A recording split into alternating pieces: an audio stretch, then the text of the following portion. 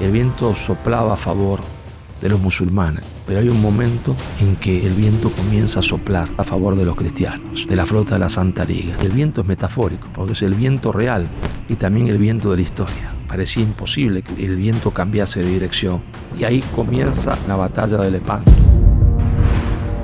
¿Por qué era tan importante? Se jugaba el destino de la cristiandad y no cabía retirarse. Y don Juan, cuando sus segundos le dicen, mire, don Juan, ya estamos frente a frente a los turcos, vemos que son más, no es ninguna desvergüenza retirarse, porque usted sabe que la prudencia. Don Juan los mira y le dice, no es momento de discutir ni de llamar a consejo, es momento de combatir. Hoy acá vencemos o morimos todos. Fue naval y también en parte fue terrestre. El destino de la cristiandad está en manos de los españoles. Si ese pequeño grupo de hombres no hubiese tomado la decisión de jugarse la vida para detener al Islam, toda España hubiese caído en poder musulmán. ¿Cómo se desarrolló la batalla? Cada pueblo tiene su virtud, ¿no? Y los turcos eran guerreros imparables. Marcelo, ¿por qué hablas de Lepanto, una batalla inacabada? Conociendo la historia puede olfatear el futuro, y si puede olfatearlo quizás pueda cambiarlo. Y el destino de Europa y de España, si no comprende el real significado de la batalla de Lepanto, será trágico. A la de 3. Marcelo Gullo, ¿por qué escribir ahora un libro sobre Lepanto? ¿Por qué?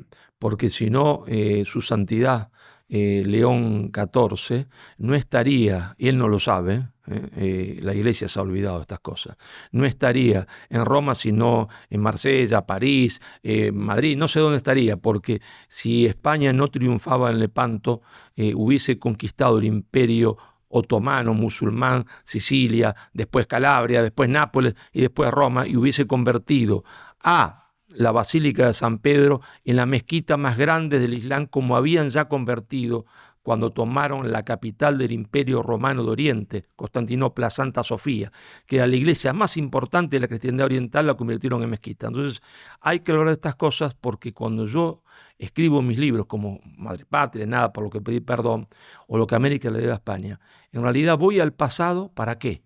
Voy al pasado para volver al presente, cargados de hipótesis con las cuales vislumbrar el futuro. Cierto, el futuro solo lo sabe Dios, pero uno, como decía Cervantes, conociendo la historia puede olfatear el futuro, y si puede olfatearlo, quizás pueda cambiarlo. Y el destino de Europa y de España, si no comprende el real significado de la batalla de Lepanto, será trágico. Bueno, Marcelo Gullo, la verdad es un honor tenerle aquí de nuevo. Ha vendido más de 100.000 ejemplares en sus distintos libros, que ya ha comentado en las varias entrevistas que hemos tenido, las dos anteriores. Además, una de ellas está a punto de llegar a las 600.000 visitas. Y bueno, hoy nos viene con Lepanto, cuando España salvó a Europa. Salió hace poco, tenéis todos el link en la descripción. Y además de ser autor de varios bestsellers, usted también es profesor de Univeritas. Sí, ahí desarrollo mi curso sobre la teoría de la insubordinación fundante. Es un curso que uno puede ver en cualquier momento, ¿no? Ahora, dentro de un año, dentro de 2 años. Y desarrollo mi teoría de la insubordinación fundante, una teoría que yo mismo creé, ¿no es cierto?, sobre cómo las naciones y los estados han construido su poder nacional. Te adelanto algo, no todo, porque si no la gente no va a hacer el curso, que yo sostengo una tesis fundamental, que en el origen del poder de las naciones siempre hay una fe fundante, cualquiera sea esta, verdadera o falsa, siempre hay una fe que establece la objetividad, una escala de valores, pero cuando esta fe fundante comienza a disgregarse, porque se ha introducido el relativismo, esa nación está muerta. Está muerta porque la fe fundante son los cimientos. Entonces, la gente, ¿qué pasa? La gente ve las ventanas, ve el techo, está fenomenal, la casa está recién pintada. Es lo que pasa con España hoy. Pero si no sabe que hay un problema de cimientos, por más linda que esté la casa pintada y con los techos nuevos, esa casa se va a caer. Bueno, esto yo lo desarrollo en este curso en Univeritas, que es sobre mi teoría de la insubordinación fundante. Estamos creando Denomba. Hemos montado la mayor escuela de transformación cultural del mundo. Hay esa sed de seguir conociendo, de seguir buscando formación e información. Hemos pensado que podíamos dar un paso más. Es una especie de escuela. Está diseñada con la narrativa del viaje del héroe. Voy a conocerme a mí mismo y voy a encontrar el propósito que tengo en mi vida en mi empresa, en mi familia o donde sea. Hay más de 50 profesores. Los pondremos aquí en pantalla. Profesores que son catedráticos de universidad, profesores de universidad. Es un curso para invertir en ti mismo. ¿Por qué estás aquí? ¿Cuál es tu propósito? Vas a conseguir explicar quién eres. Tenéis el enlace en la descripción. Creemos que es una misión interesante. Marcelo, usted también es profesor de NOMBA, que es la escuela de humanidades que estamos creando desde A la D3.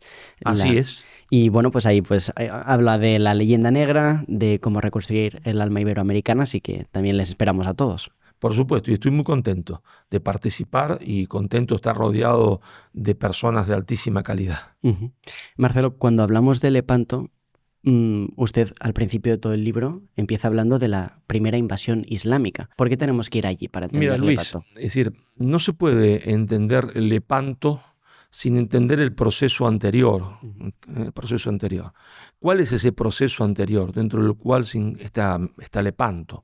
El proceso anterior es el proceso de invasión del Islam a la cristiandad oriental. Entonces, si nosotros no entendemos ese proceso de invasión del Islam a la cristiandad occidental, no entendemos nada. Ese proceso fue manejado y conducido por los árabes, ¿no es cierto? Nosotros hoy, cualquier persona que vos encontrás por la calle, en Madrid, en Barcelona, en Almuñécar, donde vos quieras, las personas se han olvidado que la cristiandad donde nace no es en Occidente. La cristiandad nace en Oriente, por la sencilla razón que los 12 discípulos salen caminando. Y si vos caminás, convertís primero lo que está más cerca. Entonces, ¿dónde había más cristianos? Bueno, había más cristianos y eran una población absolutamente cristiana, lo que hoy es Palestina, Irak, Israel, Egipto, Argelia, Túnez, Marruecos e incluso Mauritania. Es decir, nosotros olvidamos que Santa Mónica, la mamá de San Agustín, como San Agustín mismo nació en Argelia. Y olvidamos que en Libia se hablaba griego, y olvidamos que en Egipto se hablaba copto, la antigua lengua de los egipcios, porque el pueblo originario de Egipto son los coptos, y se hablaba griego en Alejandría, y era una sociedad al 99% cristiana, pero no es que vino una hermanita de la caridad, tocó la puerta así y dijo, vengo a traer, se entiende el Corán. No, vinieron las cimitarras del califa Omar, que es quien conquista Egipto. Y nos olvidamos que el corazón de San Marco el Evangelista, estaba en Alejandría, que para salvar la profanación de su corazón, los venecianos lo rescataron y lo llevaron a Venecia, y por eso la plaza de Venecia tiene leones, porque San Marcos se representaba con los leones, porque ahí está el corazón de San Marcos. Es decir, nos olvidamos que la cristiandad oriental fue barrida completamente. Entonces, no podemos entender Lepanto sin esta primera invasión, porque si la primera invasión de la cristiandad fue conducida, ¿no es cierto?, por los árabes, la segunda invasión va a ser conducida por los turcos otomanos. Pero para entender esta segunda invasión hay que entender la primera, porque si no, no se puede. Y no fue, se entiende, como te repito, las hermanitas de la caridad tocando las puertas. Fueron las cimitarras árabes. Uh-huh. Antes de Lepanto, España y Francia también tuvieron que parar en Covadonga y en Poitiers, ¿no? Al mundo árabe. Bueno, la primera gran invasión, ¿no es cierto?, árabe conducida por el Islam, la detiene un pequeño grupo de españoles en Covadonga. Ahí están los historiadores siempre puntillosos, si Covadonga fue una gran batalla, una pequeña batalla, una escaramuza, si había 100 contra 1000, 1000 contra 10.000. Mire, todo eso no tiene importancia. Y por eso, cuando esa gente da historia, los muchachos se duermen y se aburren. Porque lo que importa no es si había 1000 contra 100.000, 10.000 contra 1.000.000.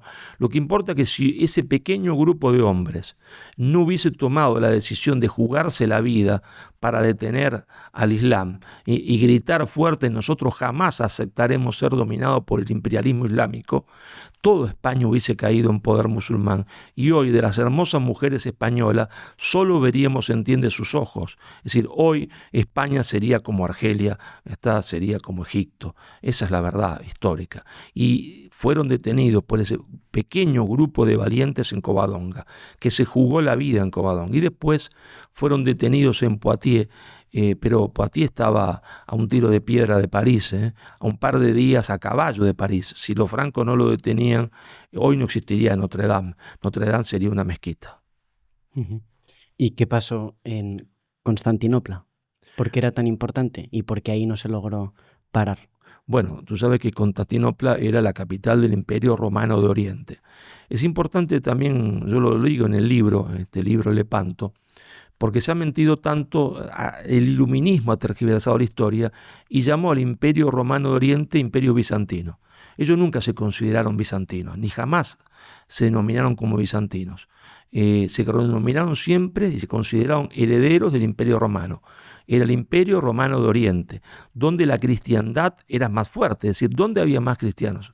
En ese momento, en Francia, el país de los francos, no, en Italia, no estaba, donde la cristiandad era más fuerte en lo que era el Asia Menor, lo que hoy es Turquía, lo que había sido, se entiende, Grecia.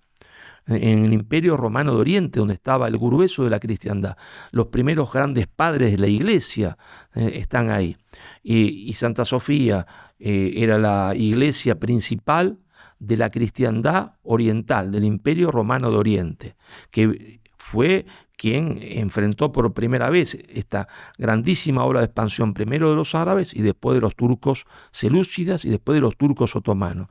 Para el Islam tenía una importancia geoestratégica, pero también simbólica, tomar Constantinopla.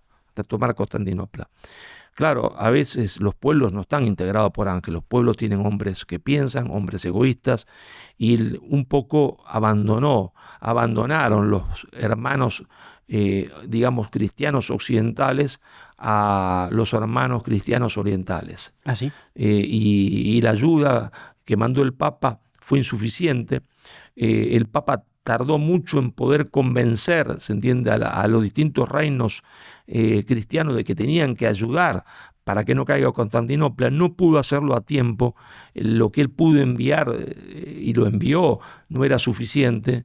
Y entonces los cristianos de Constantinopla se vieron rodeados por el Islam en ese terrible año 1453 en mayo, y ahí cae la cristiandad oriental, ¿no? El sultán Mehmed II entra a Constantinopla, entra a la Basílica Soberbio, entra a la Basílica de Santa Sofía a caballo. A los pocos que habían quedado ahí les cortan el cuello. Habían quedado rezando, porque estaban ahí rezando lo que no podían combatir, mujeres, enfermos. Y ese es el fin del Imperio Romano de Oriente y el dominio completo del Imperio Turco Otomano, ¿no es cierto?, del Islam sobre la cristiandad oriental, ¿no? El Imperio Romano cae, y de ahí se entiende el Imperio Turco se va a extender como un reguero de pólvora sobre Europa y va a soñar con la conquista de Viena, va a soñar con la conquista de Roma, va a soñar con la reconquista de Andalucía. Y esa es una batalla decisiva. Mira, nosotros nos olvidamos, por ejemplo, que cuando los católicos van a misa y escuchan carta a los cristianos de Éfeso, pero los curas nos explican que Éfeso, que era una ciudad cristiana importantísima, hasta hoy lo que hoy es Turquía, porque los turcos se dedicaron a cambiarle el nombre a las ciudades para que la gente no tenga conciencia de que esas eran ciudades cristianas. ¿Dónde se produce, ¿no es cierto?, de la asunción de la Virgen María, que había sido sacada de Jerusalén y de Israel por San Juan, por el apóstol Juan, para que no la matasen? Ella estaba escondida, refugiada en una ciudad que hoy es una ciudad turca, pero era una ciudad cristiana, ¿no? Y nosotros nos olvidamos, no tenemos la más mínima idea de que ahí era un territorio absolutamente cristiano. No nos acordamos ni del nombre de las ciudades porque fueron cambiadas. Entonces, claro, la caída de Constantinopla es fundamental, es axial, es la más grande derrota jamás sufrida por el cristianismo. Te digo, no es que golpeaban la puerta convenciendo a la gente, no, acá no se convirtió esa región al Islam por la fuerza, por las cimitarras, con la sangre. Pero todo un imperio cayó en un día. No, ya el imperio había ido perdiendo sucesivas batallas. Ya la última batalla, que es la de Constantinopla, el imperio había quedado prácticamente reducido a nada. Era como una especie de, no era una isla, por supuesto, pero era, metafóricamente hablando, estaba aislado como una isla rodeada del mundo ya musulmán. Es decir, era más simbólica la posición de Constantinopla que importancia estratégica real, porque ya estaba completamente rodeado. Lo que quedaba del imperio era prácticamente muy poquito y la ciudad. Es decir, ya había sido prácticamente derrotado. Y esa era la frutilla del postre, digamos, ¿no? Y desde entonces Santa Sofía es mezquita, ¿no? Desde entonces mezquita. Hubo un momento después, a partir de 1930 y pico, no recuerdo la fecha, en que se convirtió en museo y ahora ha vuelto a ser convertida en mezquita. ¿Y cómo de fuerte era el Imperio Otomano? No, el Imperio Otomano parecía invencible y de hecho lo era. Es decir, cuando los árabes, para usar una terminología moderna, no quiere decir que era así en ese momento, se aburguesan, porque las riquezas aburguesan, las riquezas a los hombres, a todos, de todas las religiones, los ablanda. Se habían ablandado, vienen los turcos. Los turcos se discute siempre de dónde exactamente vienen, pero digamos en líneas generales que vienen de las estepas mongolas. A un lugar entre China y Mongolia, de ahí vienen estas tribus turcas. Hay toda una mitología, todos los pueblos tienen un mito fundador. Ese mito fundador era de que una persona de ahí, de esa región, había tenido relaciones sexuales con una loba, había quedado esta loba embarazada y había dado o iba a dar a luz, se entiende, mitad hombre, mitad lobos. Y entonces los otros quieren matar a este hombre, la loba observa que lo van a matar y se escapa con su mitad hombre, mitad lobo, sus cachorros, yendo, se entiende, hacia Occidente. Por eso el nacionalismo turco no tiene como figura el lobo gris. Dice que esta loba conduce al pueblo turco hacia el occidente. Ellos son paganos, se van a convertir al Islam más o menos cuando estén llegando a lo que era Persia, lo que hoy es Irán. Pero este mito de que los turcos eran mitad hombres, mitad lobos, lo creen los cristianos. Es decir, es tal, se entiende, el poder de los turcos, es tan grande sus sucesivas victorias militares, que el hombre común, el hombre que no tiene información, el hombre común, les temía profundamente porque creían que eran mitad hombres, mitad lobos. ¿Está? Entonces el imperio era poderosísimo. El imperio era poderosísimo. Uh-huh.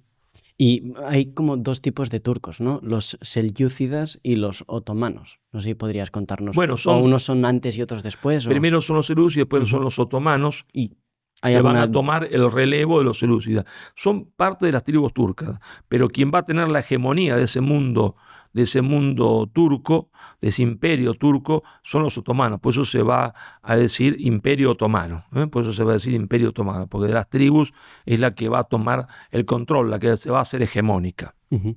¿Cuál era el motivo por el que el imperio otomano fuese tan fuerte? Bueno, hay que decir que cada pueblo tiene su virtud, ¿no? Uh-huh. Hay que reconocer las virtudes de los otros pueblos. Y los turcos eran guerreros imparables, es decir, tenían una gran virilidad. El Islam le había dado una fuerza increíble, una fuerza espiritual. Y esa fuerza espiritual que había dado el Islam hacía que no tuviesen temor a la muerte. Y cuando un pueblo no tiene temor a la muerte, es prácticamente invencible.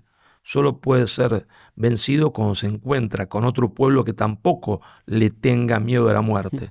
Pero un pueblo que no le tiene miedo a la muerte, un ejército formado por un pueblo que no le tiene miedo a la muerte, cuando se enfrenta con un ejército profesional o de mercenario, ¿quién va a ganar? Y mira, el mercenario podrá tener más armas, mejor tecnología, va a ganar el ejército que está conformado por un pueblo que no le tiene miedo a la muerte. Y los turcos eran un pueblo viril, eran un pueblo joven y habían adquirido con su fe, que era el Islam, la conciencia de que si morían combatiendo iban al cielo. Y entonces eso es lo que le da, como a todos los pueblos del mundo, la fuerza para el combate. Los pueblos combaten cuando tienen una fe fundante, cuando creen en la trascendencia. Y los turcos creían. Uh-huh. Y de ahí residía su poder. Uh-huh. Y Marcelo, consiguieron conquistar Constantinopla, pero ¿por qué no consiguieron conquistar Viena? Bueno, mira, primero de eso tenemos que decir que el Imperio Romano, vos me preguntaste sus características. El Imperio Otomano era un imperio que parecía imparable y era un imperio durísimo porque era un imperio depredador. El Imperio Otomano se basaba en la conquista de cristianos para hacerlos esclavos, para hacerlos esclavos. Comúnmente hoy en las universidades, en los medios de comunicación, prima el wokismo, ¿no es cierto? El wokismo tiene una premisa fundamental con lo cual estructura todo su pensamiento, toda su exposición, que es que la culpa de todos los males de la humanidad la tiene el hombre, el macho blanco europeo. ¿Está? El macho blanco europeo tiene la culpa de todos los males de la humanidad, tiene que pedir perdón por todo, seguramente tendrá que pedir perdón por mucho, sobre todo cuando la hegemonía fue adquirida por los británicos, por los ingleses. Pero ellos dicen que el hombre macho europeo, el blanco europeo, tiene que pagar su culpa por la esclavitud de los negros. Mire, la esclavitud fue una cosa normal en la humanidad, pero no fueron los europeos los primeros en esclavizar a los negros, ni fue ningún imperio europeo el imperio más grande esclavista de la humanidad. El imperio esclavista más grande de la humanidad fue el imperio otomano, el imperio turco otomano musulmán. Se calcula, se puede discutir las cifras, o sea, que a mí nunca me gusta la cifra porque aparecen los estudiados y si usted se equivocó en 100.000, mire, me da igual si me equivoqué en 100.000, 150.000. Se calcula que entre 1.500, ¿no es cierto?, y 1.700, 400.000 africanos fueron capturados y llevados a América como esclavos. Pero en la misma fecha, de 1.500 a 1.700, aproximadamente 2 millones de cristianos fueron capturados para ser llevados al mercado de esclavos de Constantinopla, que era el mercado de esclavos más grande del mundo. Pero Luis, ¿sabe a quién preferían capturar? A las mujeres, porque las convertían en esclavas sexuales en Constantinopla y en los otros mercados que tenían. Y a los niños fuertes, cuanto más niños mejor, los convertían al Islam y los convertían en guerreros del Islam, y a los débiles los castraban y los convertían, se entiende, en eunucos y en juguetes sexuales. 2 millones de cristianos europeos, muchos de ellos españoles y españolas, italianos, griegos, ucranianos, rusos, pero también capturaban población africana, ¿verdad? El esclavismo de los africanos comenzó siendo un esclavismo practicado por los árabes. Y después continuado por los turcos. Y era mucho más fácil para ellos porque no tenían que ponerlos en barcos, se los llevaban caminando hacia lo que hoy es Arabia Saudita, hacia lo que hoy es Siria, ¿no? Entonces, el Imperio Otomano fue un imperio esclavista absoluto. Los hacían, por supuesto, trabajar en la agricultura, los campos eran todos trabajados por esclavos, y una cosa terrible, los hacían trabajar, no sería el término, los convertían en galeotes, los hombres que tenían que remar en las galeras, y eso era condenarte a la muerte, ¿no? Condenarte a la muerte. Fue sin duda alguna, Luis, el Imperio Otomano el imperio esclavista más grande de la historia de la humanidad. Y este imperio no consiguió conquistar Viena. ¿Por qué con tantos soldados, tanta fuerza, tantos esclavos no lo consiguieron? Bueno, el Imperio Otomano tenía 2 grandes líneas de acción. Es decir, los árabes habían intentado conquistar Europa por el bajo vientre. Sí, habían avanzado, ¿no es cierto? Pongamos las cosas en claro. Es decir, los árabes estaban en lo que hoy es Arabia Saudita, más o menos ahí. No existían árabes en Siria, no existían árabes en Egipto, no existían árabes en Israel, en Palestina, ni en Libia, ni en Marruecos, ni en Mauritania. No existían, étnicamente no eran árabes, ni se hablaba árabe, ni eran musulmanes. Y esta expansión, ¿no es cierto?, árabe, musulmana, sale de lo que hoy es Arabia Saudita, que había 2 grandes ciudades, la Meca y Yatrib, después llamada Medina, que quiere decir ciudad, y van a conquistar primero Irak, después Jerusalén, después Alejandría. Esa estrategia de dominar el bajo vientre del Imperio Romano de Oriente, es decir, conquistar todo el África para penetrar vía Europa cruzando el estrecho de Gibraltar. Recordemos que el estrecho de Gibraltar tiene 12 kilómetros de ancho nada más.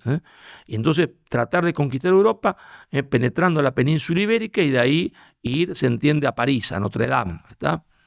Bueno, los turcos, sin despreciar esta estrategia, que la van a mantener a través del ataque con sus piratas berberiscos a España, a Italia, elaboran otra estrategia, la estrategia de tratar de llegar, se entiende, y conquistar Europa a través de penetrar en Europa Central. Y para penetrar en Europa Central tienen que conquistar Viena, hasta que es la puerta en ese momento de la Europa Central. Ya ellos van a conquistar Budapest, van a conquistar toda Hungría, van a conquistar Bulgaria, van a conquistar Serbia, Rumanía, y ahí está Viena, la puerta de entrada a la Europa Central. Caída Viena, por supuesto, se iban a abalanzar sobre el sur de Alemania, sobre Suiza, ¿no es cierto?, con el objetivo de entrar después a Italia y a Francia. Eran dos caminos. Por eso era tan importante detener a los turcos en Viena, pero era tan importante también detener a los turcos en Lepanto, porque eran dos estrategias, no es que había sido abandonada la estrategia de la conquista por el Bajo Vientre y por el Mediterráneo. Si se perdía en Lepanto, yo lo he dicho ya muchas veces, su santidad León XIV no estaría en Roma, estaría en cualquier parte, porque Roma hubiese sido conquistada por el Islam y San Pedro hoy sería una mezquita, la mezquita más grande del Islam. Y has hablado de piratas que iban contra España e Italia. ¿Podrías hablarnos un poco más, Marcelo? Bueno, esa era una estrategia de desgaste. Es decir, en la guerra vos tenés dos tipos de estrategias. Cuando un ejército combate a otro de forma frontal. Y después está la estrategia de desgaste. Es decir, se intenta desgastar al enemigo para después seguir al combate frontal. Y el desgaste del enemigo cristiano, el desgaste de España, de Italia, estaba a cargo de los piratas berberiscos. Los piratas berberiscos eran una fuerza de desgaste, es decir, ir desgastando de a poco a España, a Italia, ¿no? Entre los piratas más famosos, por supuesto, está ese famoso pirata llamado Barbarroja, ¿no es cierto? Ellos seguían manteniendo sus relaciones con Argelia, con Argelia, con Túnez, y esas eran las bases de operaciones para atacar, se entiende, el sur de España, para atacar Italia. No te olvides, Luis, que en toda la costa española había torres. ¿Por qué estaban esas torres? Esas torres estaban porque en esas torres se ponían guardias para avisar del desembarco de los piratas. Y las ciudades, no es que estaban, había ciudades en la costa, pero se prefería vivir fuera de la costa, construir ciudades fuera de las costas, por ejemplo, como Murcia. ¿Por qué? Porque te daba tiempo a prepararte si la invasión llegaba. No era seguro vivir en las costas, porque las costas estaban permanentemente asediadas por los piratas berberiscos, que cumplían esa función dentro de la estrategia otomana, la estrategia de desgaste. Por supuesto, cumplían la función de capturar esclavos, ¿no? Era muy redituable para ellos capturar esclavos, mujeres, niños, hombres, y llevarlos a Constantinopla, al mercado de esclavos más grande del mundo. Por eso el tema de la piratería es fundamental, pero no entenderlo simplemente como unos locos sueltos que están atacando ahí para capturar gente y llevarse como esclavos. Sí, eso es cierto, pero era parte de la estrategia, ¿no es cierto?, del Imperio Otomano de desgaste, para continuar la misma estrategia que habían hecho después los árabes del enfrentamiento frontal. Y con ese sueño nunca terminado, nunca acabado, de reconquistar Andalucía. ¿Y Barbarroja era muy temido? Mirá, como todos los piratas, Berberisco era un personaje mitológico. Los cristianos creían, como te dije antes, que no eran hombres, que eran algo superior a los hombres, superior a los hombres. Y no era temido, su nombre era, si vos decías Barbarroja, llegó Barbarroja en cualquier lugar de España, provocaba terror en todas las poblaciones. Pero lo más importante, ¿sabes qué es? Es que hay pueblos que tienen y guardan su verdadera memoria histórica, y otros que olvidan la historia y olvidan a sus héroes. Los turcos no olvidan a sus héroes y a sus hombres. Barbarroja para los turcos es un héroe, para nosotros es un pirata, y lo era, pero para ellos, y con razón para ellos, es un héroe. Y todos los años la Armada turca le rinde homenaje. Hay un mausoleo en Estambul. Estambul es el nombre que le dan a Constantinopla después de 1930. Y hay un mausoleo de Barbarroja en Estambul, y la Armada turca todos los años le rinde un homenaje. La Armada turca no se olvida de sus hombres, y el pueblo turco no se olvida de sus hombres.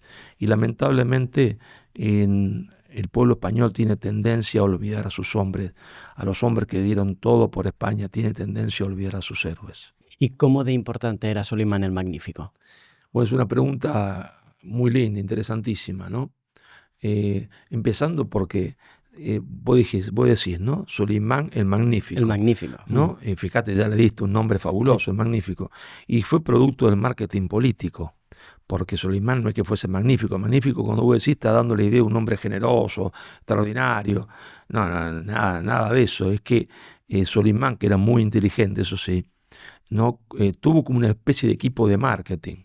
Llevó a Constantinopla a artistas italianos, florentinos, napolitanos, de todo, romanos. Llevó a artistas franceses para que embelleciesen Constantinopla, para que les dejaba hacer lo que querían, para que pintaran y para darle una cara bonita, se entiende, al imperio y a él, porque él se convertía en mecena, le pagaba fortunas a estos italianos, a estos franceses, a estos artistas, para que en Europa se hablase, se entiende, del magnífico Solimán, que tenía pinturas, esculturas, que hacía palacios fantástico. En realidad era una crueldad pavorosa, su crueldad era pavorosa, pero era un genio político y militar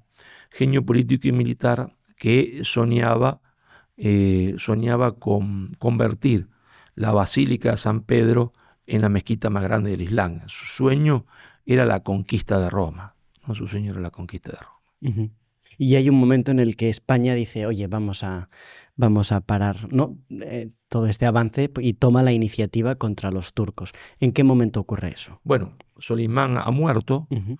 ha asumido el trono su hijo, ¿no? Selim II ha asumido el trono, su hijo, y su hijo, no teniendo la misma capacidad de su padre, no era un genio como su padre, se propone cumplir con el legado de su padre, que es la conquista de Roma, y con el otro gran sueño de su padre, que es la reconquista de Andalucía.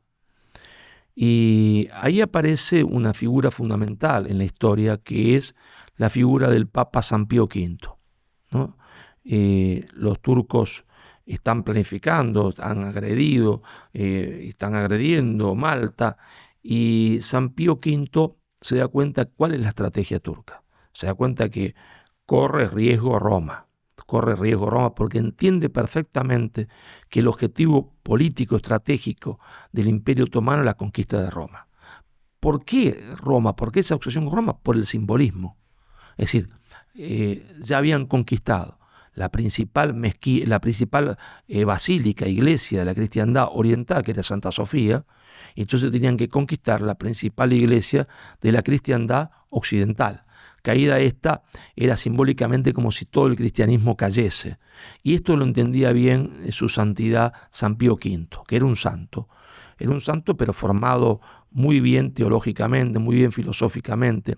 Era un hombre del norte de Italia, conocía bien el tema de la herejía protestante, conocía bien el peligro turco, y entonces él ahí se da cuenta que tiene que formar una santa liga que involucre a Venecia, que involucre a España, a él mismo, con lo que él podía aportar.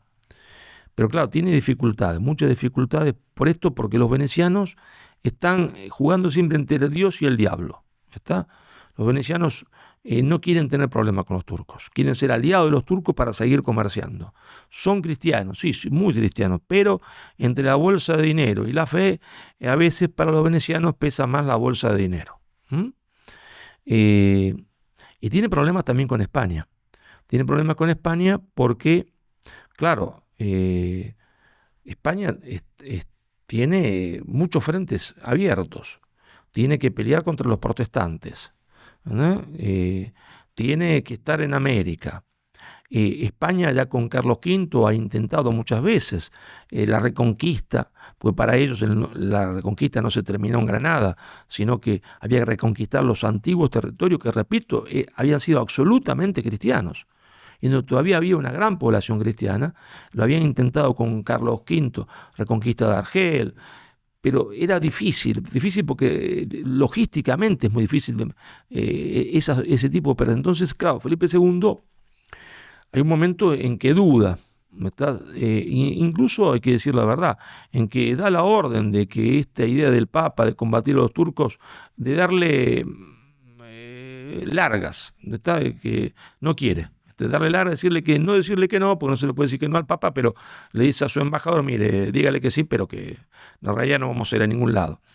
Hasta que la percepción del peligro ya es inminente. ¿Por qué? Es inminente porque Francia se ha aliado al turco. Francia era la hija primogénita de la Iglesia y en realidad la preferida. De todas las naciones de Europa, la hija preferida era Francia. España fue para la Iglesia siempre como Cenicienta. No la quiso nunca mucho, la verdad. A pesar que fue la que más hizo por la Iglesia tenía un amor por Francia. Los francos la habían salvado del papado y bueno, es largo de explicar esto. Pero claro, Francia, esta hija preferida de la Iglesia, primogénita de la Iglesia, había pasado de ser la hija primogénita de la Iglesia a ser concubina del sultán. Los franceses, la monarquía francesa, los franceses no, el pueblo francés era profundamente católico, pero la monarquía francesa se había aliado a los turcos y estaba preparando una invasión francesa a España, es decir, cruzar los Pirineos y clavarle una puñalada por la espalda a España, mientras que preparaba la rebelión de la Quinta Columna, es decir, de los musulmanes que están en España. Entonces, en este juego geopolítico, Felipe se da cuenta que hay que tomar la ofensiva, hay que parar a los turcos, detener, se entiende, a la flota turca, tratar de destruirla, porque si no, claro, si se produce la conjunción final entre el Imperio Turco y Francia, España está perdida, va a estar sintiendo una situación geopolítica muy complicada. Por eso entonces cambia de opinión y se va a formar, se entiende, la Santa Liga. Se va a formar la Santa Liga. ¿Y qué hay de portugueses e ingleses? No, los portugueses y los ingleses ni aparecen, no aparece nadie. Es decir, ahí están los venecianos que finalmente han entendido que no tienen que arreglar con los turcos, que no hay arreglo. Hay algunos genoveses, por supuesto, sicilianos, italianos, pero los otros no aparecen ni por asomo. El destino de la cristiandad, si bien hay venecianos, sicilianos, está en manos de los españoles. ¿Y en manos de un chico de 24 años? Que es don Juan de Austria, ¿no es cierto? Don Juan de Austria, es interesantísimo cómo se produce el nombramiento de don Juan, ¿no? Porque, claro, el Papa se reserva, cuando se forma la Santa Liga, la idea de decidir quién va a ser el jefe de esta Santa Liga. Dice la historia, dicen todos los que la han relatado de forma objetiva, que su santidad San Pío V va a celebrar misa. Y cuando está celebrando misa, lee el texto del Evangelio donde dice, hubo un hombre llamado Juan. Y dicen que cuando lee esto es como si lo leyese tartamudeando, ¿no? Entonces lo va a leer una segunda vez, como masticando las palabras. Y la gente dice, bueno, el Papa está leyendo 2 veces lo mismo. Se asombran, ¿no? Porque uno lee el texto, no lo lee 2 veces. Y lo va a repetir una tercera vez. Hubo un hombre llamado Juan. Levanta sus ojos el Papa y levanta sus ojos mirando una imagen de la Virgen. Y la mira y le dice, ya entendí. Cuando termina la misa, le dice a sus hombres, al canciller, a los que lo rodeaban, dice, el jefe de la Santa Liga va a ser don Juan de Austria. Es la Virgen quien le ha dicho, él cree eso, que el jefe debe ser don Juan de Austria. Y don Juan de Austria ha combatido, ha tenido su bautismo de fuego, combatiendo la Quinta Columna morisca que se ha revelado en las Alpujarras. Ahí él ha combatido, ya ha demostrado sus cualidades. Es decir, don Juan era esos hombres que aparecen rara vez en la historia, es decir, que tienen cualidades innatas. Hay gente que tiene cualidad innata para pintar. son los artistas, los grandes artistas. Es decir, Miguel Ángel podía haber estudiado o no pintura, pero vos le ponías un lienzo y naturalmente el tipo es un artista. Es decir, pinta y no se sabe cómo, pero es un artista. Como hay jugadores de fútbol mejores que otros, es decir, y nacen cada 100 años uno. Bueno, en el arte de la guerra, en el arte de la política también, son lo que se llaman los conductores políticos militares, que son innatos, son los talentos que le da Dios a los hombres. Y don Juan tenía esos talentos, el talento de un caudillo, de un conductor. Era Alejandro el Magno. Entonces, con su poco, que tenía la misma edad de Alejandro el Magno cuando empieza las grandes conquistas, se lo pone al frente de la flota, pero vos imaginate que don Juan tiene 24 años y hay los otros que lo acompañan, como Veniero, el jefe de la flota veneciana, que tiene 70 años. Hay otros que tienen 50 y pico. ¿Y cómo hacer? Porque los otros no lo reconocen como jefe. Claro, porque tiene 24 años. Veniero dice, yo tengo 70 años. El otro, yo tengo 50 y pico, dice los otros, el genovés. ¿Y cómo me va a mandar a mí un muchacho de 24 años? ¿Cómo me va a atreverse a mandar? Atreverse a darme una orden. ¿Y por qué la voy a cumplir? Y don Juan era un genio político. Si tenía el carisma de la política, ¿no? Ese carisma que arrastra a los grandes hombres y los va a todos persuadiendo de lo que hay que hacer. Es decir, no es que se impone solo por la fuerza, porque lo han nombrado. No. Todo el mundo alrededor de él va a empezar a ver que el hombre es un genio. ¿Está? Pero también hay que hacer de esa flota, no te imagines que la flota era una flota de santos. Es decir, a muchos que están en la galera eran grandes hombres y otros son grandes combatientes, pero muchachos que han matado a otros porque estaban jugando a los dados. ¿Está? Es decir, tenían en sus costillas, en sus hombros, 3 o 4 muertos. ¿Está? Y don Juan sabe que va a enfrentar una flota que tiene una mística religiosa, que tiene una fe religiosa, una fe fundante, de hombres que no le tienen miedo a la muerte. Y don Juan intuye esa genialidad, porque es Alejandro Magno, esa genialidad de que un ejército que no le tiene miedo a la muerte es invencible. Entonces él dice, mi ejército, mi armada tampoco tiene que tenerle miedo a la muerte. Solo si esta flota adquiere un gran espíritu religioso, es decir, y saben por lo que van a pelear, saben que después de la vida hay otra vida, entonces van a estar dispuestos a dar la vida hasta el final. Y entonces, o sea, que recibe, es curioso, porque recibe de su santidad una serie de consejos, San Pío V, hacerles rezar el rosario, de que vayan a misa, y la gente, sus segundos, se ríen de esto, porque dicen que son instrucciones del Papa, que se cree que esto es un convento, que está, se entiende, porque el Papa había estado en un convento en Alessandría, se cree que está con sus muchachos en Alessandría. ¿Quién le va a enseñar a estos bandoleros, sinvergüenza, delincuentes, que hay que rezar el rosario, comulgar? Y todo eso lo hace Juan de Austria. Cierto, él lleva en cada galera hay sacerdotes, hay jesuitas, hay dominicanos, hay franciscanos, pero él le va a dar a eso un espíritu religioso. Esos hombres, antes de la batalla de Lepanto, van a confesarse y comulgar. Una cosa increíble. Incluso había algunos que habían venido alemanes, 700 se dice, que eran protestantes, y hasta los protestantes que no creen en la comunión ni en la confesión, se confiesan y comulgan. Es decir, don Juan le va a lograr darle a esa flota un espíritu religioso. Va a hacer que esa flota, como la flota musulmana, crea, se entiende, en Dios, crea en los sacramentos, crea en todo y sepa por lo cual están peleando. Es decir, ahora las dos flotas son iguales en fuerza espiritual.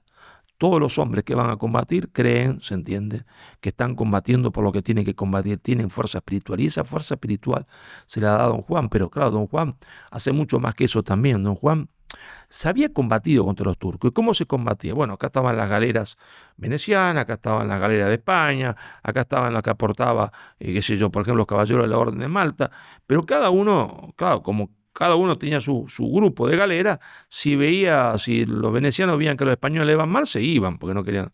Y así, si los españoles veían que los venecianos se iban. Entonces a don Juan se le ocurre una genialidad, que no sabía, que parece simple decir, pero hasta ese momento no se había hecho, que era que en cada galera hubiese españoles, venecianos, mezclarlos, ¿Para qué? Para decirle, señores, o vencemos juntos o morimos juntos. Nadie puede retirarse. O vencemos juntos o morimos juntos.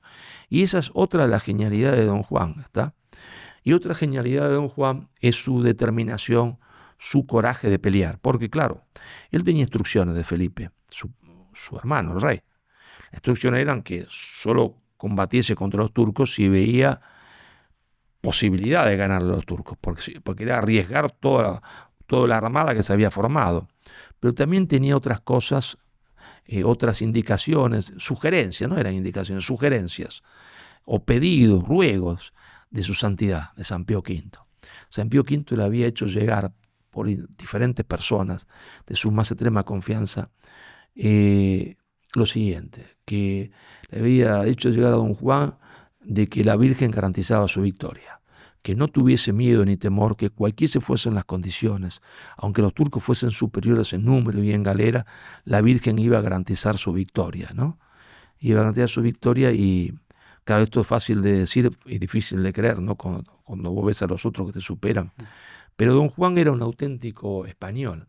Y quiero un poquito detenerme en esto, ¿no? Porque don Juan era un auténtico español, pero no había nacido en España. Don Juan había nacido en Alemania.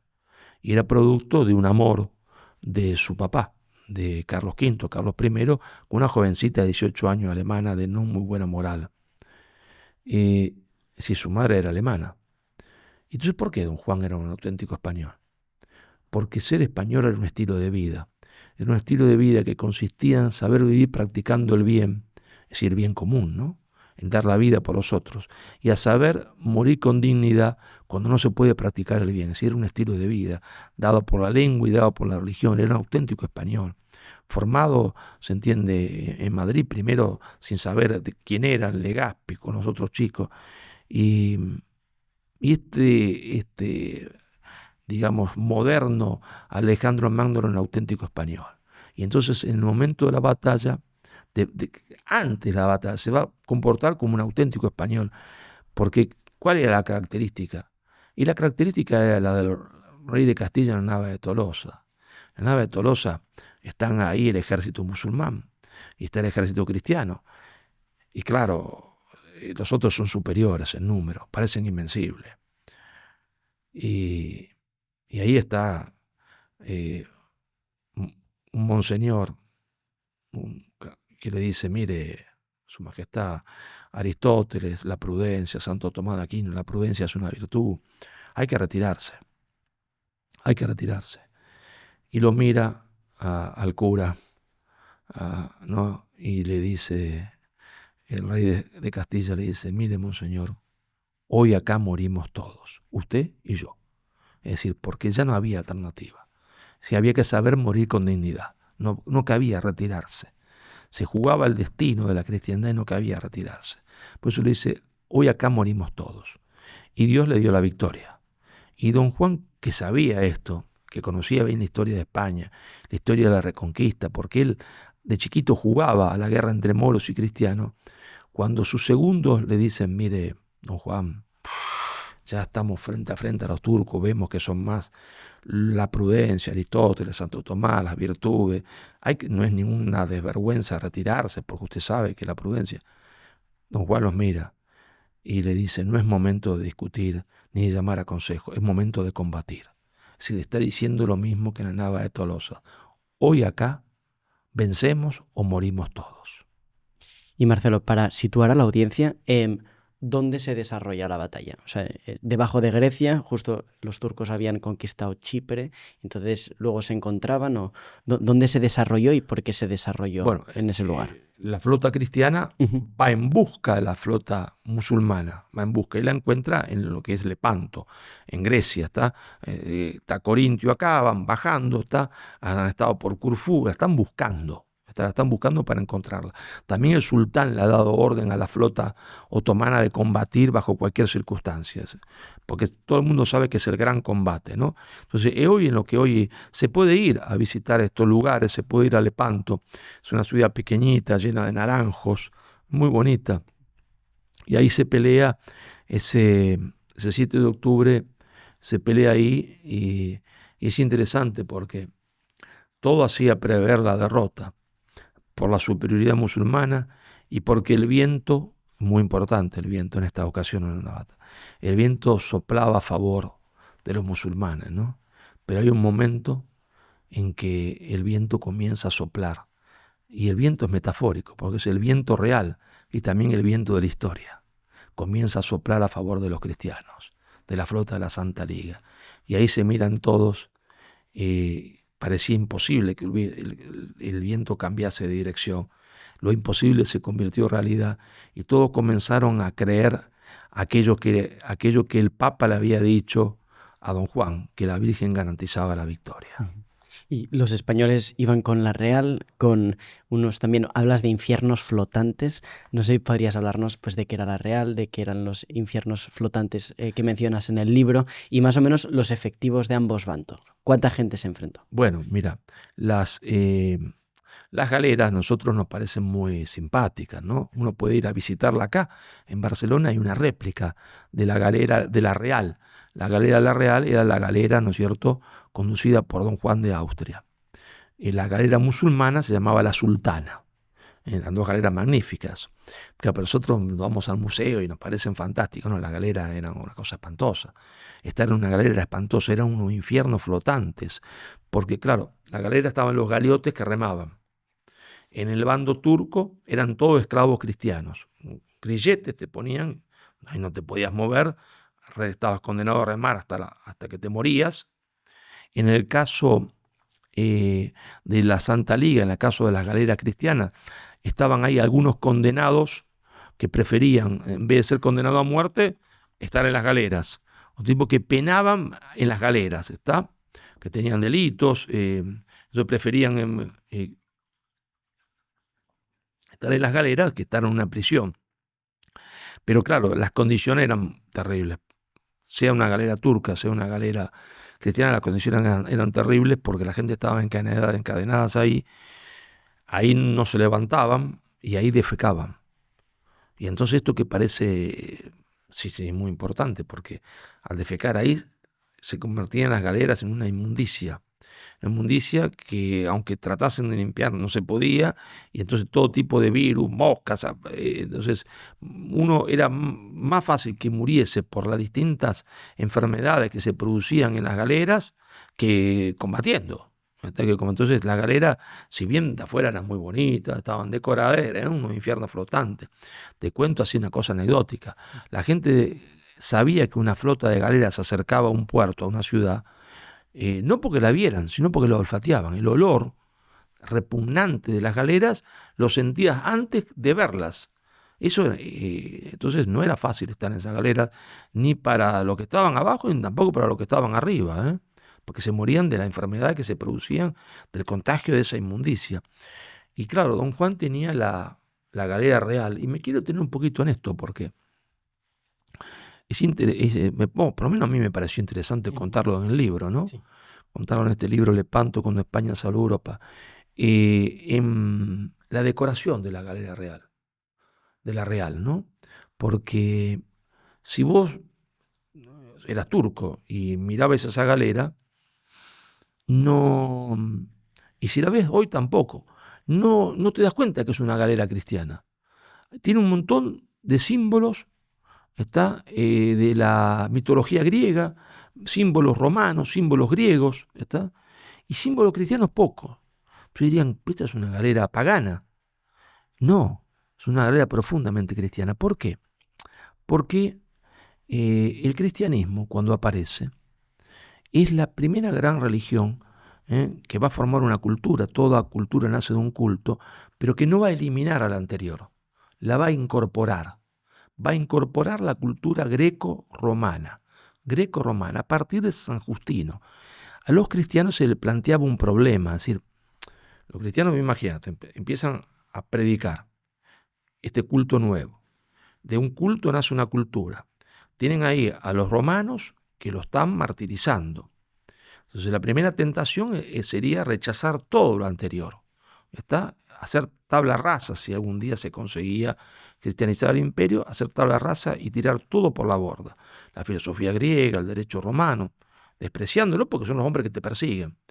Y aparece San Justino, la figura de San Justino, que es el que va a hacer la operación cultural del rescate de la cultura greco-romana. San Justino dice, no, un momentito, te lo cuento con palabras sencillas, no es así como él lo explica, pero si no vamos a dormir a todos los que nos estén escuchando. Él dice, no, un momentito, Dios ha querido que los griegos elaboren ese pensamiento, son la antesala del cristianismo.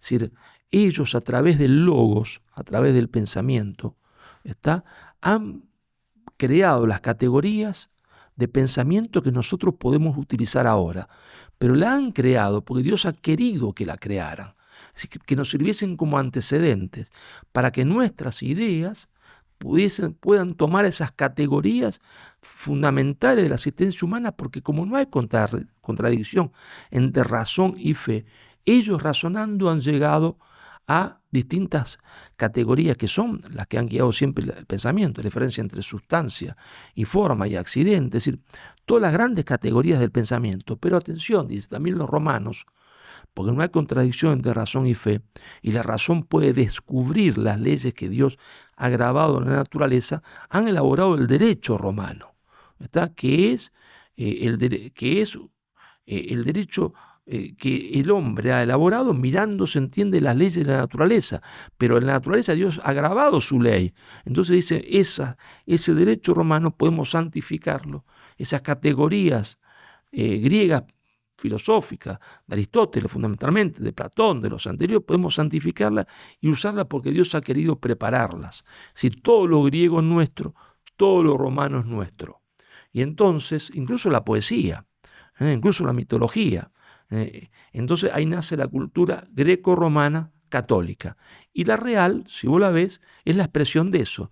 Tiene imágenes que se refieren a la historia griega, a la historia romana y al catolicismo. Expresa esa cultura greco-romana católica.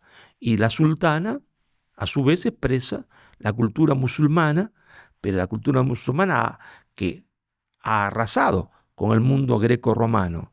Nada tiene del mundo greco-romano porque lo ha arrasado y lo rechaza. Por eso quemaron Alejandría.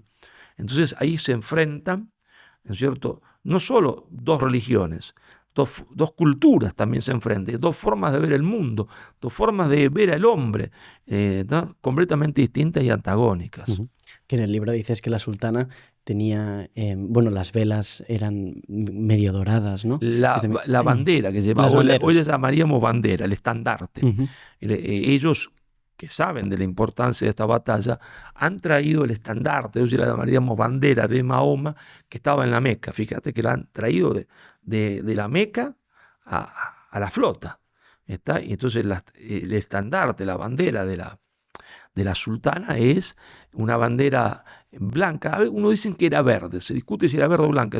La fuente que yo manejo dicen que fundamentalmente era blanca, con versículos del Corán grabados en oro, en dorado. Era una cosa simbólica importantísima. Y a su vez la real tenía otro estandarte, claro, el estandarte cristiano, que era azul porque simbolizaba, el azul era el color de la Virgen para los cristianos, ¿verdad? Para los católicos, el azul era el color de la Virgen, el color de la pureza, representaba la pureza de la Virgen, con un crucifijo, por supuesto con el escudo de Felipe II, el escudo de los venecianos, el de Don Juan, sí, pero lo fundamental era el color azul, que es el color de la Virgen y el crucifijo. Y ahí estaban los dos estandartes frente a frente, las dos religiones frente a frente, las dos culturas frente a frente, las dos formas distintas de concebir la existencia del hombre en esta tierra. Para liderar nuestra vida tenemos que ser capaces de pensar. El punto de partida es el viaje del héroe. El objetivo no es ni escribir bien, ni escribir bonito, sino escribir para mirarte, para que te hagas preguntas. Estamos aquí con una misión y tenemos la responsabilidad de cumplirla. La vida de un hombre consta de un solo momento, el momento en que sabe definitivamente quién es. ¿A qué estoy yo llamado? ¿Cuál es el propósito de mi vida?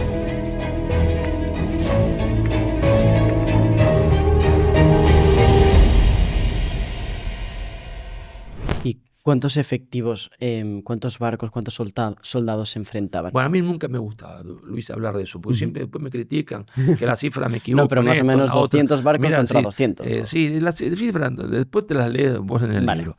Pero lo importante es que la flota musulmana superaba la flota cristiana. Lo importante es que son los muertos también, ¿no? 30.000 muertos del lado musulmán y 8.000 muertos del lado cristiano. No es metafórico decir que ese día el mar se tiñó de rojo. Hubo menos muertos en los dos bandos que se enfrentan en el desembarco en Normandía. Cuando desembarcan los aliados en Normandía y se enfrentan a los nazis, hay menos muertos en ese desembarco que en la batalla de Lepanto.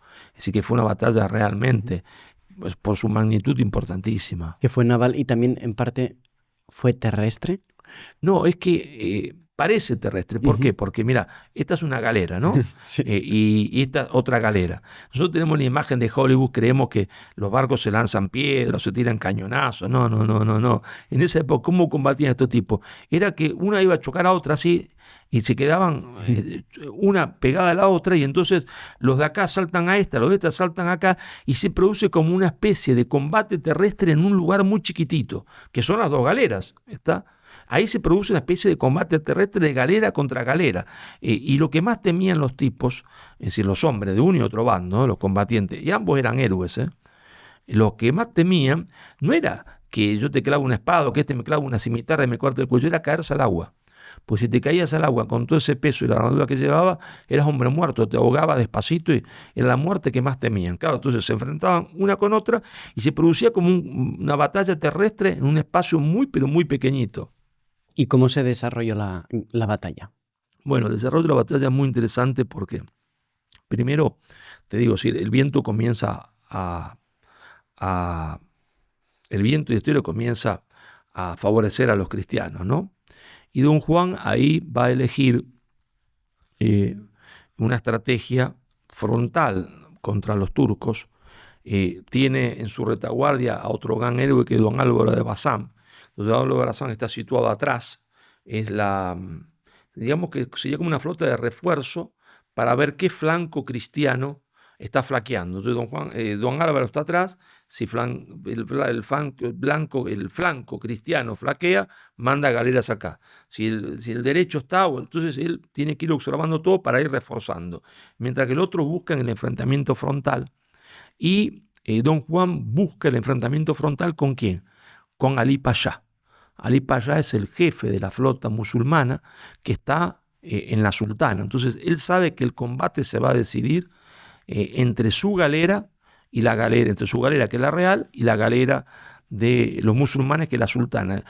Y él quiere que el combate se defina al antiguo combate de los caballeros de la Edad Media entre él y Ali Pasha, no respetando las órdenes de su hermano, porque su hermano quiere que no combata, que él se reserve, pero él es Alejandro el Magno, él quiere combatir, ¿te das cuenta? Y va a ir a buscarlo al turco. Y finalmente las dos galeras se van a enfrentar una con otra, van a chocarse, la galera, la real, con la sultana, y se produce un combate de una intensidad gigantesca, donde los otros también tienen preparado reforzar a la galera que está combatiendo, se acercan para reforzarla. Hay momentos en que parece que la victoria es musulmana, momentos en que parece que la victoria O sea, hubo riesgo cristiana. de perder la batalla. Sí, estaban los dos, habían chocado una contra otra y saltaban de acá para allá, dependiendo de los refuerzos que recibían. Recibían más refuerzos los turcos, saltaban acá y estaban a punto de ganar. Entonces venían refuerzos cristianos, saltaban para el otro lado y estaban a punto de ganar los cristianos. Venían más refuerzos turcos y a su vez pasaba la ofensiva de un lado a otro. Una cosa terrible por la intensidad del combate. En esa intensidad del combate, don Juan decide combatir él mismo, espada en mano, y buscarlo al turco. Se sabe que la batalla es entre él y el turco, entre él y Ali Pasha, y lo sale a buscar, pero en un momento determinado un tiro de arcabuz le da, se entiende, en la cabeza a Ali Pasha, que cae.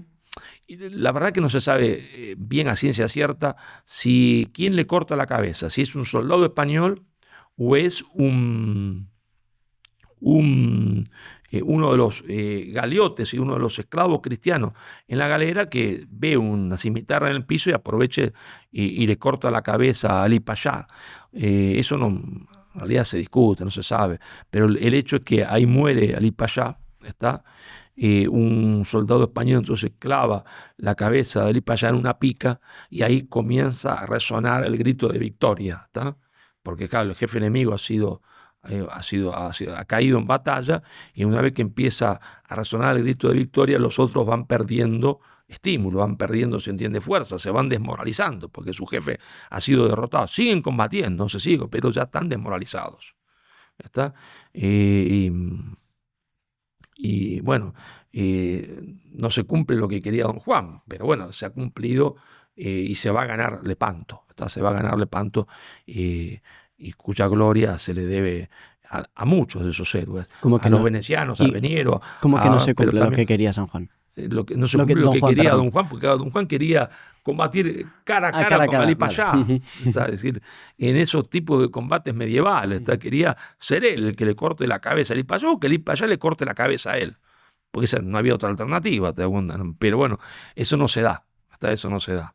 Pero bueno, se da la gran victoria, ¿no? Ese 7 de octubre, la gran victoria de la cristiandad contra el imperio musulmán, contra el imperio otomano, que parecía invencible. Ese día terminó el mito de la invencibilidad de la flota turca musulmana. Se pone fin a ese mito. ¿Y cómo fue recordada esa victoria? Bueno, mira, primero cómo fueron los festejos, ¿está? Porque acordate que la cristiandad se había partido en dos. Ya estaba la Reforma Protestante, la mitad de Europa se había hecho protestante, Alemania, Suecia, Dinamarca e Inglaterra también, en su forma anglicana, se había pasado de bando. Pero todavía había conciencia de cristiandad. Todavía era más, para el hombre común, era más importante su identidad religiosa que su identidad nacional. Después va a pasar al revés, Después va a ser más importante la identidad nacional que la identidad religiosa. Pero en ese momento todavía se sentía más fuerte la identidad religiosa que la identidad nacional. Y la prueba de esto que el pueblo en Londres, es decir, el pueblo inglés, que ya en la monarquía inglesa ya era enemiga de la monarquía española. Ya estaba Inglaterra gobernada por la reina Isabel I de Inglaterra, que le cortaba la cabeza a cuanto católico aparecía, y era enemiga de Felipe II y de España. Sin embargo, el pueblo sale a las calles e inunda Londres. Y está el festejo del pueblo, que la reina no tiene más remedio que pagar de su bolsillo a la noche los fuegos artificiales para que siga el festejo.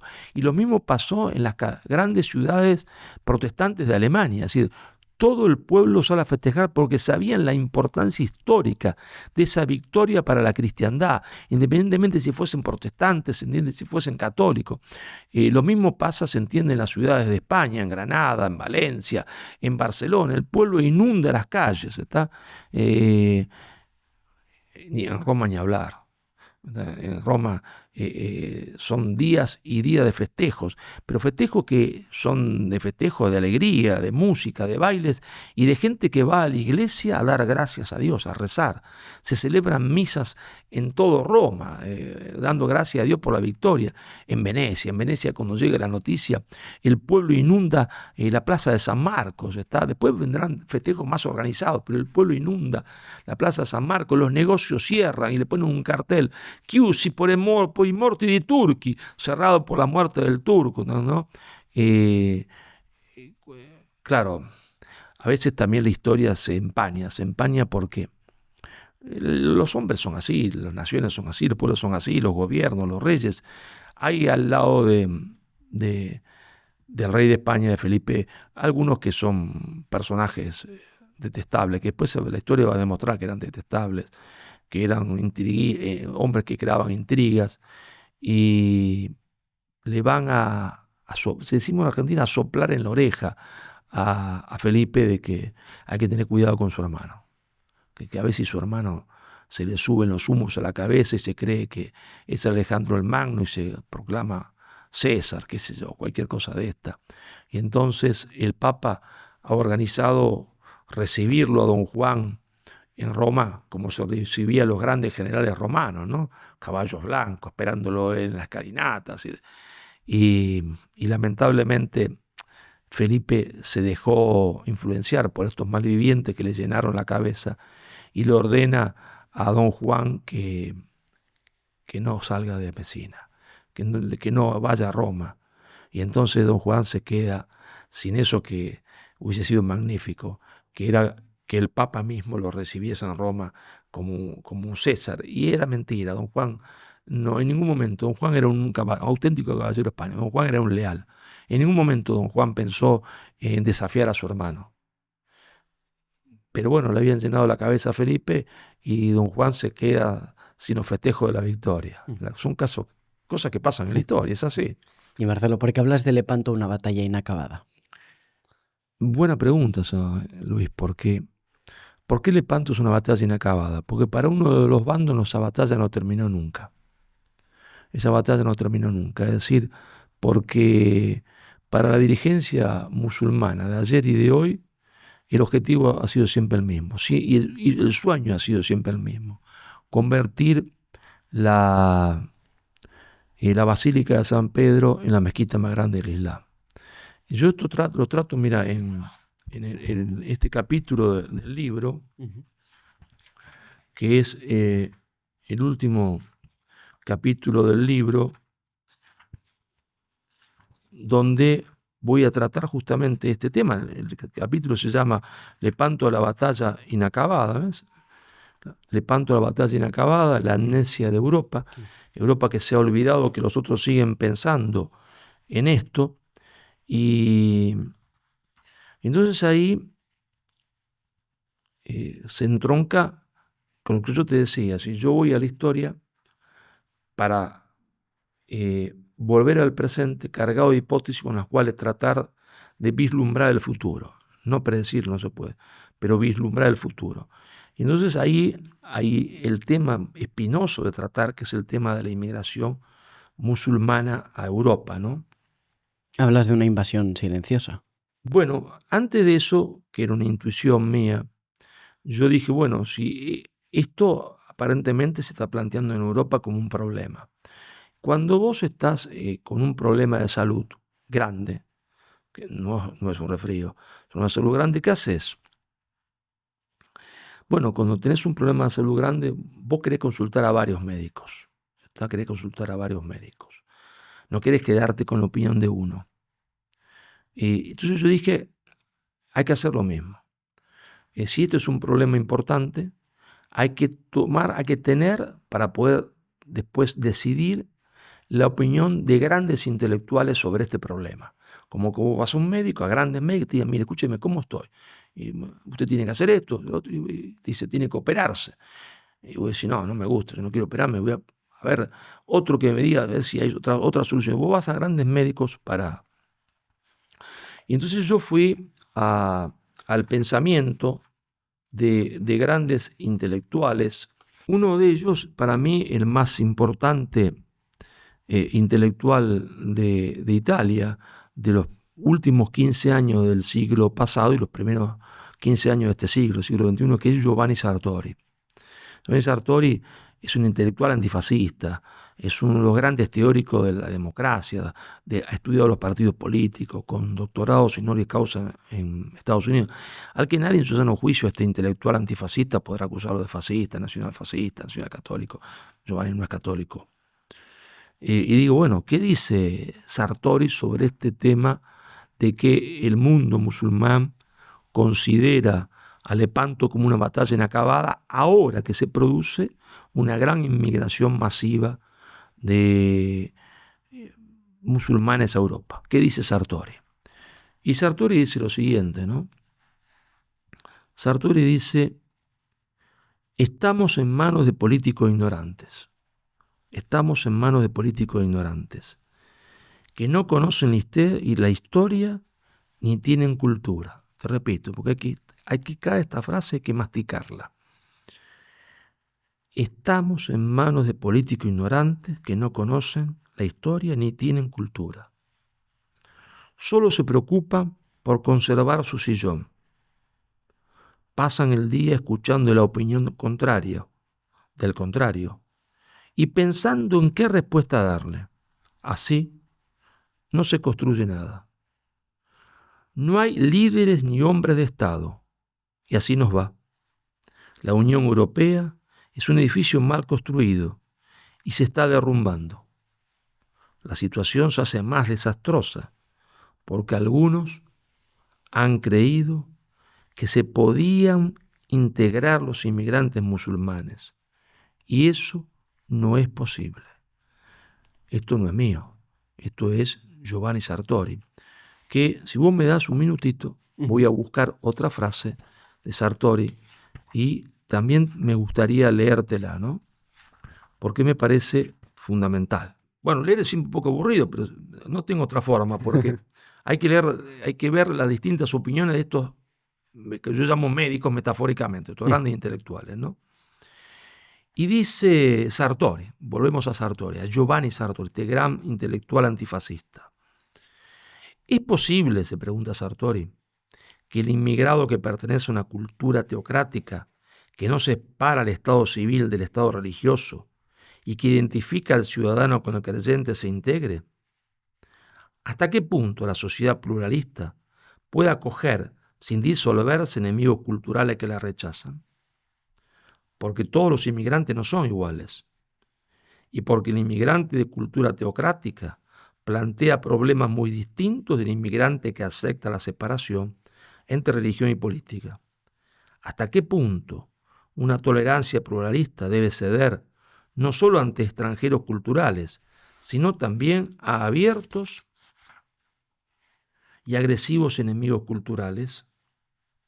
Y después viene otra parte de Sartori, que me resulta también interesante de leerla, refiriéndose a la solución que plantean algunos, que es conceder la ciudadanía a esta nueva inmigración. Sartori, entre comillas. La experiencia dice, pues, que conceder la ciudadanía no equivale a integrar. Sartori. No existe ningún autonomismo entre ambas cosas, y el caso más probable para nosotros es que la concesión de la ciudadanía dé fuerza y peso a agrupaciones de contraciudadanos. Un alcalde italiano del sur, cuya elección está condicionada por el voto mafioso, es casi inevitable, aunque finjamos no saberlo, que cede y conceda ante la mafia. Será previsiblemente lo mismo respecto a las comunidades extracomunitarias, Sartori, siempre Sartori, en especial si son islámicas, si se concede a sus miembros el derecho de voto. Ese voto servirá, con toda probabilidad, para hacerles intocables en las aceras, para imponer sus fiestas religiosas el viernes, e inclusive son problemas hoy en ebullición en Francia, el yador a las mujeres, la poligamia y la ablación de clítoris. Claro, yo te decía, fui a varios autores para ver su opinión, pero en este caso no fui metafóricamente a los autores, en este caso Sartori, leí el libro, no, sino que fui a entrevistarlos. Y entrevisté a otro gran intelectual francés, que es Gilles Lipovetsky. Lipovetsky, considerado uno de los mentores del término posmodernidad, que escribió un famoso libro como El imperio del efímero. Y le dije, mire, don Lipovetsky, Sartori dice esto, ¿usted qué opina?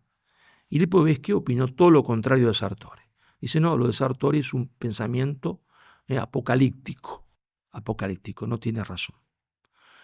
También en París mismo entrevisté a Jacques Attali, otro gran hombre del pensamiento francés y también de la política, porque fue asesor de Mitterrand.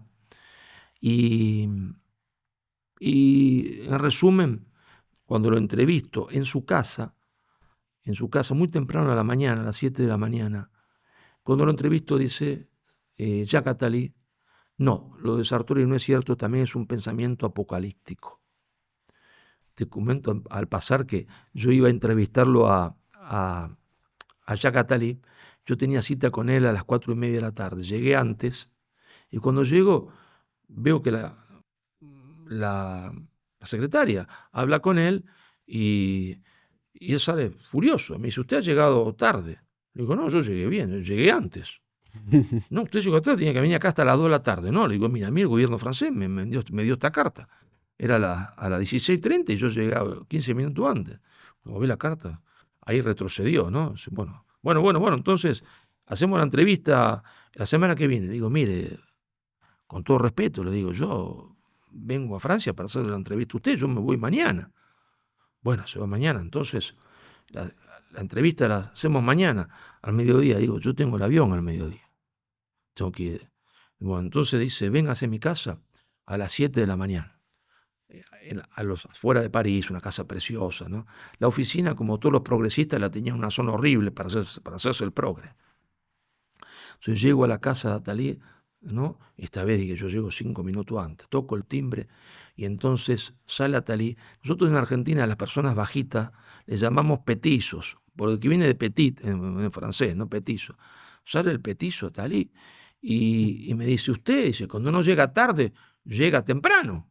Dice, digo, yo ahora lo boxeo, digo, ahora le pego, porque aparte era chiquito, mucho más que yo, ahora lo boxeo, digo, no puedo boxearlo, tranquilízate, es un intelectual, esto no se puede decidir así.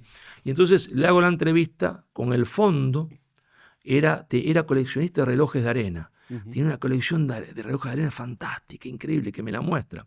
Y ahí es donde él me dice, no solo es un pensamiento apocalíptico lo que dice Sartori, tiene razón Lipovetsky, sino que es una bendición. Esta inmigración es una bendición. Bueno, en el libro vas a encontrar la frase textual de él. Pero claro, yo no quería quedarme tampoco, ya tengo a Sartori, Lipovetsky, Jacques Attali, dije, falta también un hombre del pensamiento católico. Y entonces, no pudiendo entrevistarlo, pero sí leer sus libros, me fui a leer los libros de una persona que es muy conocida ahora, no lo era tanto antes, porque sonaba para papa. Era uno de los posibles hombres que podía ser elegido para ser papa, que es el cardenal Sara, africano, nacido, se entiende, en Guinea. ¿Y qué dice Sara? Dice Sara en un libro lindísimo, pero cuyo título ya te estremece, lo dice todo el título. El título se llama el libro Se hace tarde y anochece. El título es terrible, ¿eh? Se hace tarde y anochece. Muchachos, prepárense. ¿Qué dice Sara? Está sobre este gran tema que nos preocupa ahora, que es la inmigración musulmana. Ya vimos la opinión de Sartori, de Lipovetsky, de Jacques Attali. Dice Sara, Europa parece estar programada para su autodestrucción. Europa parece estar programada para su autodestrucción. Las tecnoestructuras europeas aplauden los flujos migratorios o los alientan. Piensan exclusivamente en términos económicos. Necesitan trabajadores a los que pagar poco. La ideología liberal prevalece sobre cualquier otra consideración. Hace poco el general Gomar, que dirigió el servicio de información militar francés antes de dejar el ejército, explicaba, entre comillas, esta invasión de Europa por parte de los inmigrantes está programada, dirigida y admitida. No te leo más, porque si no nadie va a leer el libro, ¿eh? Pero bueno, ya te he dado las pautas de este último capítulo que se llama De Lepanto y la invasión silenciosa. Y claro, yo también voy a dar mi opinión. Mi opinión la voy a dar en la conclusión.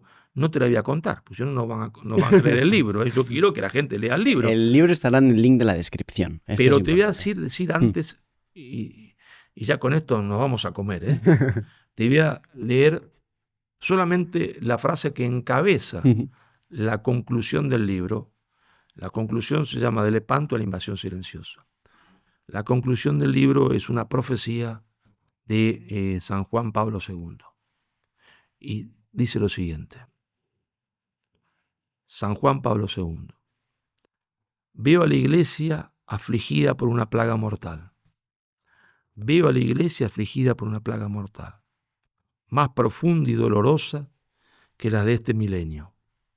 Se llama islamismo. He visto a las hordas venir de occidente a oriente. Invadirán Europa. Que será un sótano lleno de antiguallas, penumbras y telarañas. Recuerdos de familia. Vosotros. La iglesia del tercer milenio, deberéis contener la invasión. pero no con las armas. Las armas no bastarán. Las armas no bastarán, sino con vuestra fe vivida íntegramente. Con esto ya termino, Luis. Acá está mi libro, Lepanto, cuando España salvó Europa, que espero que todos los españoles lo lean. Pero sobre todo espero, mi querido Luis, que lo lean los más jóvenes.